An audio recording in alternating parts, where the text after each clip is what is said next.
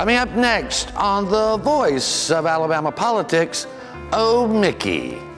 And the V-Team takes a look at how state workers are being booed, screwed, and tattooed. And the Senate is taking on marijuana laws. Go ahead, George, light it up. Oh, no. I couldn't do that. I mean, I've got enough problems with the booze and all. I mean, I can't afford to get hooked. Oh, you won't get hooked. Yeah, well, I know, but I mean, it leads to harder stuff. This is the same debate we were having in 1969. I guess we'll just roll another one. All this and much, much more coming up next on The V.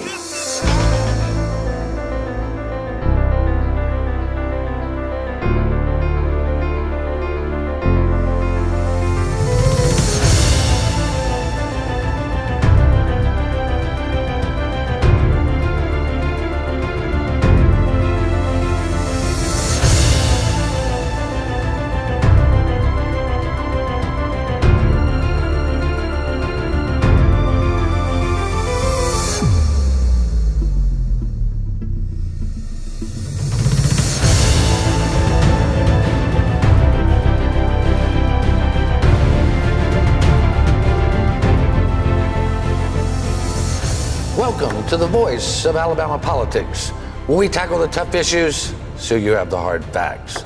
I'm your host, Bill Britt, and as always, I'm joined by the V-Team. Welcome all. Hello. Hello.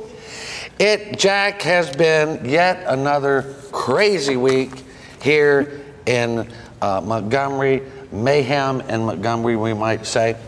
We learned this week that not only was Micky Hammon sentenced to 3 months in prison, federal prison, but we now have learned that he's probably facing some state issues coming down the road. Well, that's what it sounds like, and he just better hope he doesn't hear that song when he's in prison. Oh, Mickey, you're so fine. You're so fine, you blow my mind up, Mickey. Hey, Mickey. The misfortune of others. Yeah, well, you know, I mean, listen, the truth is, Josh, what we understand is, you know, the prosecution, the federal prosecution, they were like begging Judge Myron Thompson not to sentence him to any jail time. And then what we've learned is the U.S. Postal Service actually did all this stuff. And so what happened was there's a bigger issue. There was a company called Trina Health Services that Micky Hammon, unbeknownst to all of us, owned a 4% stake in. And there was a bill in the House that, if it had passed, would have made Micky Hammon and other people very wealthy, according to the people we talked to. It did not pass, but yet the feds knew about it. They didn't do anything about it. Looks like the state's not going to let that one ride. Yeah, you know, and the worst part about it is the Trina bill, the bill that would have helped them, is that it was not in the best interest of the state, necessarily, of the people that he is supposed to be serving. It was just in the best interest of Micky Hammon and his buddies that own stock in that particular company, which I am all for him serving a life sentence for. I mean, he's not going to, and so I can say that, and yes, it's hyperbolic or whatever, but it's time for us to get this back on track here. And these people, they've been doing this for years and years and years, going down here and making rules that benefit them and their friends instead of what benefits the whole of the state. And if we could get back to that, and if it takes putting somebody in jail for an extended period of time, I'm all for it. Well, Susan, I mean, this was pretty darn obvious. I mean, of course, the ethics laws allowed him to have 4% interest and not disclose it, right? It does, because on your statement of economic interest, you know, all the public officials and state employees at this point have to show anything that they own they or their family members own 5% or greater in. So he got 4, not 3, not 6. It's just so slimy. You know, Jack, I don't understand why they didn't give him 4.99. Evidently, Mickey's not a very good negotiator. Well, he's not a good mathematician. He wanted to stay within the margin. I just wanted to make it easy. I mean, I think just a clear case that Judge Thompson was kind of miffed at the prosecution for not wanting a tougher sentence. Yeah. And hats off to him. We need to make some examples out of some of these guys. Yeah, life sentences, like I said. Yeah. I mean, this looks like conspiracy to me. You got lobbyists, you got businesses, and you got a lawmaker all pushing this bill. And this is what was And it's going even known as on. the Micky Hammon bill. Yeah, well, and this is what was going on in the Hubbard deal. If you looked at those emails between Hubbard and Riley, all the talk was about how do we get around these laws that we've taken. How can we do this to get around these laws? Thinking? Yeah, what were we thinking when we created Well, this? And it's obvious, too, from the fact that my understanding is it's not that Micky Hammon bought 4% of this company. No. The guy that owned it liked him so much, he just gave him 4%, which screams he got it because he's a public official. Of course, because he certainly didn't get it for his personality. Oh, well, he's a charming guy. Yeah. But anyway, they deny any wrongdoing. We hear that the state is probably coming. Speaking of the state, and this is just, Josh, you wrote about this week, and I am just about as fed up as humanly possible. Spencer Collier was wrongfully terminated, I believe, by Governor Bentley and his girlfriend, Rebecca Caldwell Mason. The state has still not settled that suit. Meanwhile, we're paying hundreds of thousands of dollars to attorneys for Bentley and Stabler now wants Spencer Collier to tell the court everything he told the Attorney General's office. Yeah, so as part of this, there was a lot of things that was happening at kind of the same time when Collier was fired over here for not lying to basically the Attorney General's office. That's essentially what he was fired for. And so then, and as a part of that, the AG's office was also conducting an investigation into Bentley and Mason and some of the other things that were going on, as we've seen kind of the results of. Well, first of all, Bentley was, found guilty of some charges or pleaded guilty to some charges. And so as part of that investigation, which was kind of separate from all of this other stuff, Collier gave some information to them. And so now they're fishing, basically, to try to figure out what that information was. He's claimed it's part of an investigation and that he does not have to disclose it. And they're trying to get a judge to force him to tell them in a deposition what all he said to them in all these conversations. That's going to discourage honest people. Of course it is. From going to talk to the Attorney General when they think there's wrongdoing. Yeah. If they think that information is about to be compromised. Yeah, I don't think it will be. They're trying to schedule a hearing to let the Attorney General's office come over and have some input into this. And I think once Greg Griffin, who's the judge there, hears that, I don't think that. Susan, we only got about a minute left, but I cannot believe that the state is so arrogant that they would not settle this suit with Spencer Collier. He was obviously damaged. He was obviously damaged, and if there wasn't any wrongdoing, then why is Stabler and Bentley so concerned about what Spencer Collier said to the AG's office? My daddy used to say, dirty dog always barks first. Well, those guys have been howling at the moon, but I always thought it was just because they were crazy, Jack. I've never heard that expression in my life. I don't think there's any doubt about him being a dirty dog. I've seen the text messages. Oh, ow. I think that might have been his nickname. I think that's what security called him, the dirty dog. Yeah. But, again, Spencer Collier, through no fault of his own, he did the honest thing, and they have tried and tried, for over a year now, to get some compensation, Susan. Nothing for him. Nothing. They just hung him out to dry, tried to ruin his career completely, tried to destroy him and his family, and they're still just dragging it out. So he's having to pay his lawyers. Bentley and Stabler are not. Our understanding that before Governor Ivey came into office, they were trying to help Spencer. Now it seems like they don't do anything. But we're going to have to leave it right there. You're watching The V, the voice of Alabama politics. We'll be right back with more news and analysis.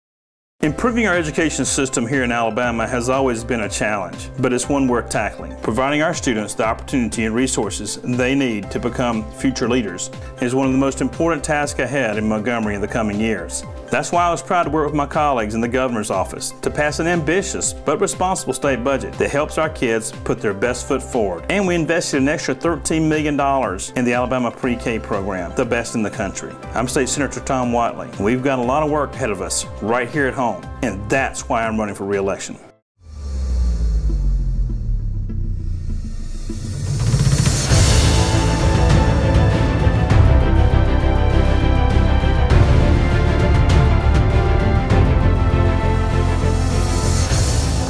Welcome back to the V, the voice of Alabama politics. Susan, once again, it now appears that state workers will be booed, screwed, and tattooed out of their pay raise. I mean, you know, does it not end? I mean, they passed the general fund budget. They did not include the state workers' 3% pay raise they were promised, and it looks like now they're going to turn around and give it to prisons. It looks like it because they got to do something, or at least look like they're doing something. They're going to take $30 million and throw it toward the prisons without any instructions on how to handle it or anything to try to get ahead of this mental health thing. But the court has not actually said what they want the prisons to do about it.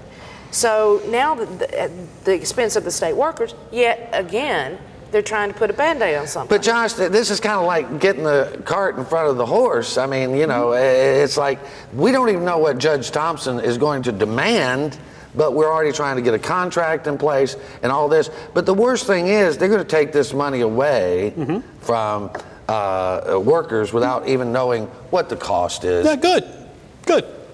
This is what they get. This is what you get for continuing to vote for Republicans. You have Democrats that have been trying to give you a pay raise, been trying to fix your health care, have been trying to do all these things for you for years and years and years. And you keep voting them out over these social issues that have turned national, that it has no effect on your daily life. This is something that has an effect on your daily life. I think the Democrats for 136 years laid the foundation for all this. Real Democrats, not conservatives. Progressive people in our state government have been trying to give these people the raise, have been trying to raise taxes to pay for our prison systems, to pay for the infrastructure, to pay for the courts and the cops that we all use here. And where are we? All of it's broken. All of it is broken doing the things that we've been doing. I think that was a ruse to say we're going to give them a 3% raise. And then say, well, we can't because we have to give the prisons the money because we're under court order. You talked to the state workers in the state house, and I said, well, aren't you guys excited that you might be getting a pay raise? He said, it'll never happen. They've been screwed so many times that they can't even get excited about the prospect of getting a cost of living raise. And I really do, and I have to give them props over there. I really do think that Clinton Carter, that works for Kay Ivey, finance director, and the Ivey administration meant for them to get this. Now, why in the world, Jack, is the state, and by that I mean the Department of Corrections, pushing to sign this contract with Wexford, who provides mental health and health care? They're trying to sign this big contract with them before April 1st. Again, we don't even know what Judge Thompson's going to make them do. And this is not necessarily a fix. This is just a Band-Aid. Well, I'm sure that somebody somewhere has a relationship with Wexford, and they're going to get a little payola for this. Well, am I correct in saying that they do not have a registered lobbyist? Well, no, but it seems like there have been some folks visited. It just happened by. They stopped by on Sunday for chicken. Listen, look, this is the way it has gone. All right, this is the way it has gone. It's the same cycle over and over and over again. Do something different. Vote for somebody different. Why do you keep doing the same thing? Right. So we have a broken mental health system according to the courts, right? Yep. So we're going to hire a company that is already being sued for, not giving the correct services in Mississippi. So because we're going to save money. Well, allegedly. How much money is it going to cost us the second time that the federal government comes in with a lawsuit? Jack, come on. The Attorney General in Mississippi is suing them for like $250 million or whatever it is Because they were in collusion, allegedly, with the bribery scheme that... Well, let's go piss away a bunch of money on a company that's got a bad record. And let's not forget... So well, we've never Alabama. done that before. Let's not forget... No, but we're so worried about passing arming teachers' bills and all this other stuff that we don't have the money for what the real people need. Sounding more and more like a progressive every day. Well, and listen, there is nothing wrong with spending money wisely. That should not be, that just should be a common sense issue that we all could agree on. The goal here has always got to be to take care of the people that you're serving, okay? That has got to be the goal. And no matter what that costs you politically, it shouldn't be so valuable to somebody to be in an office over there that pays you $40,000 a year for this part-time job. It shouldn't be so valuable for you to hold on to that you're willing to sell out everybody else in this state. And that's what they've done over and over and over again with Wexford, with everyone, with Rebecca Mason, with, I mean, the whole thing. It continues to happen. E-Care. It's the most selfish government in the country. We've spent billions on these bogus programs. I want to get to this. Kudos once again to Senator Dick Brubaker. He is getting out of office, and he will be sorely missed. Jack, he wants to lower the penalties for possession of recreational marijuana, and the only person that seems like he's against it is Philly Dog, what's his name, Phil Williams from Rainbow City, who's getting out of office because he had 37 clients that he just popped up and had, and I guess he just wants to go service his clients. Well, maybe he's so busy with those clients, he doesn't have time to serve.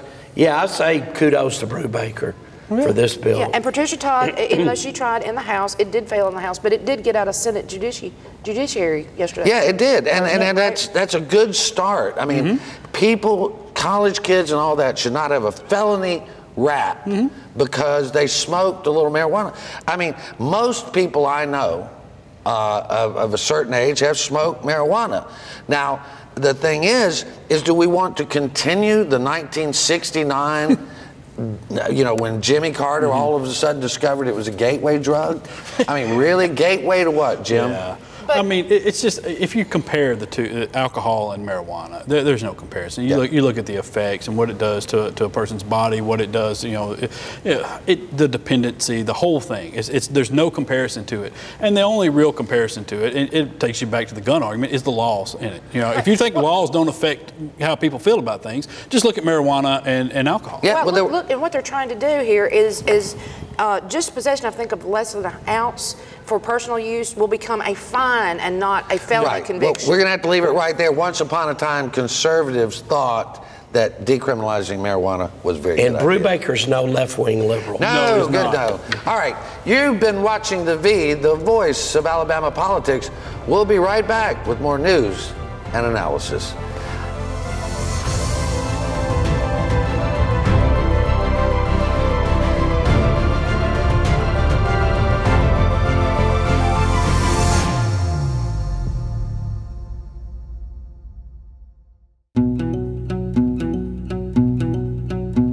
The Energy Institute of Alabama promotes reliable, affordable, and clean energy to help grow our economy, create high-paying jobs, and build public support for Alabama's energy industry. Access to clean, affordable energy continues to be an issue of vital importance in the halls of government and around the kitchen tables across our nation. The Energy Institute of Alabama is the best source of energy industry information and how it affects households across the state, from convenient energy production to alternative fuels to solar power and beyond.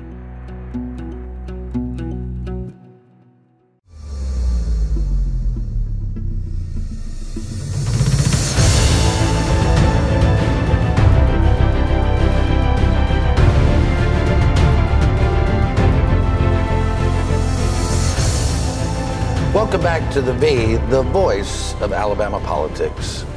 Susan, last Thursday could not have been a more beautiful day, but around 5 in the afternoon, all hell froze over in Montgomery. It did. It absolutely Tell our viewers what happened. Well, Senator Marsh brought what we've all been waiting for, we've been hearing about for a couple of months, is the new ethics bill that everybody's been waiting on. One that defines a lobbyist, the one that defines what a principal is and readdresses de minimis and all that. And you know what? What I've read so far, I like. Yeah, I mean, Jack, it's 118 pages, so it's a beast.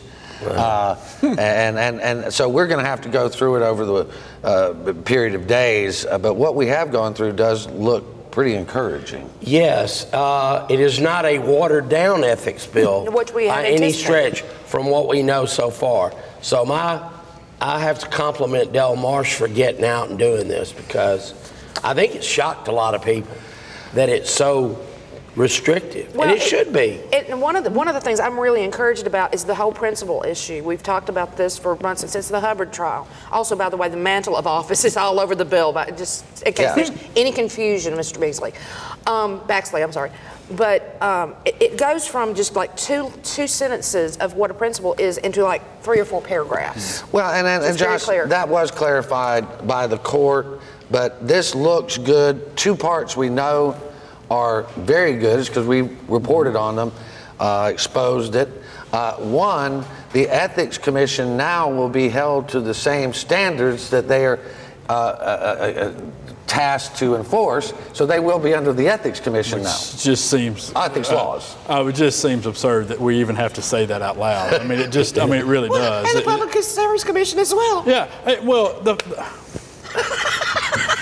let's go back to the Ethics Commission not being under the standards of the ethics law.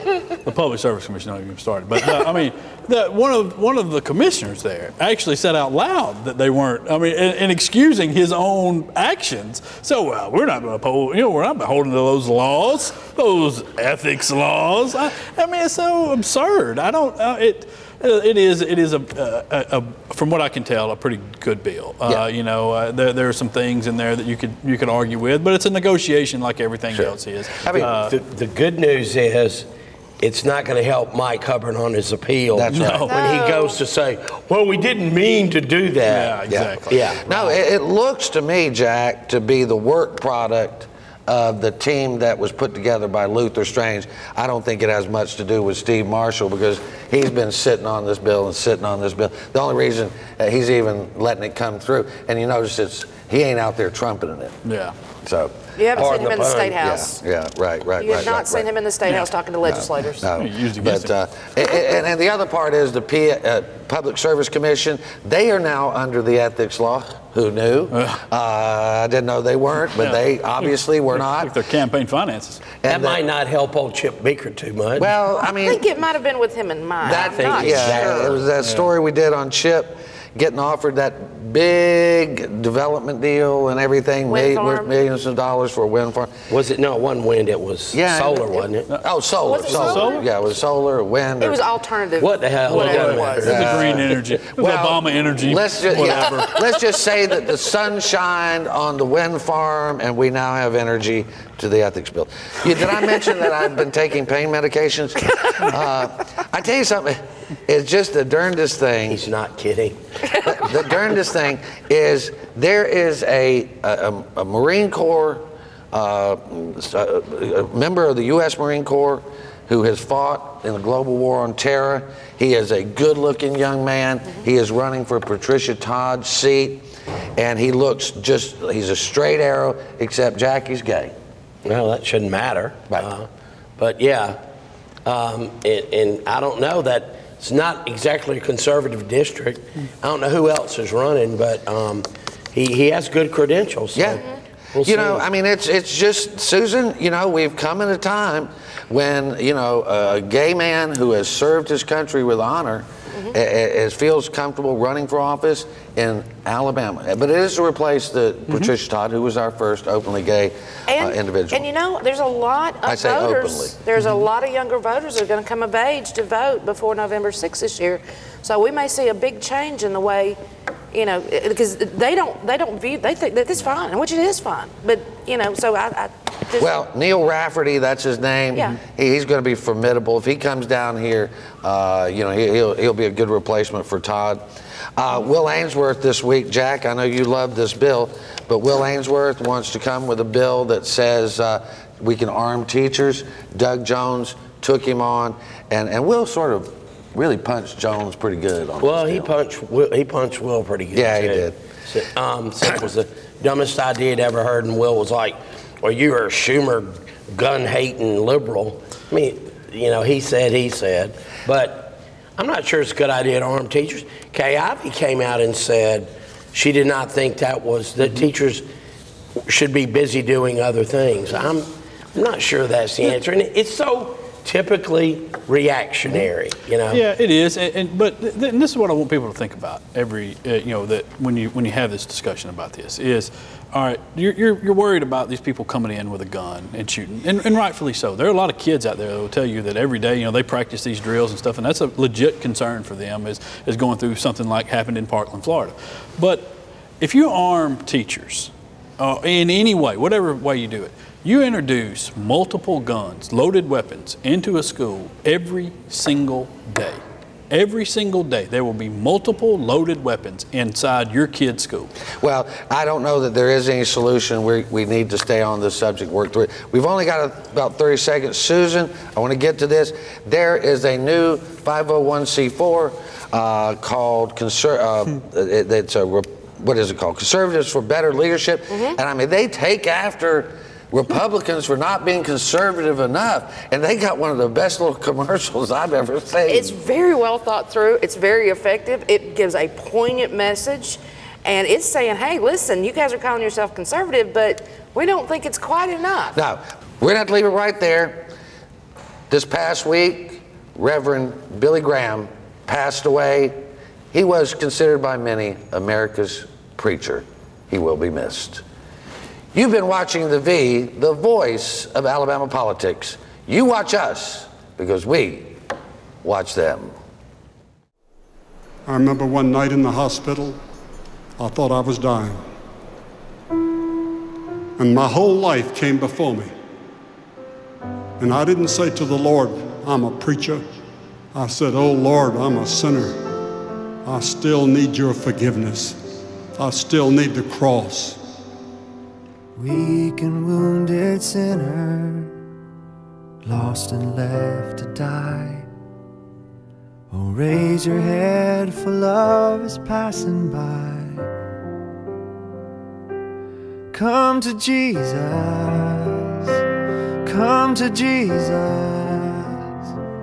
come to Jesus and live. With your final heartbeat, kiss the world goodbye. Then go in peace and laugh on glory's side. And fly to Jesus, fly to Jesus, fly to Jesus and live.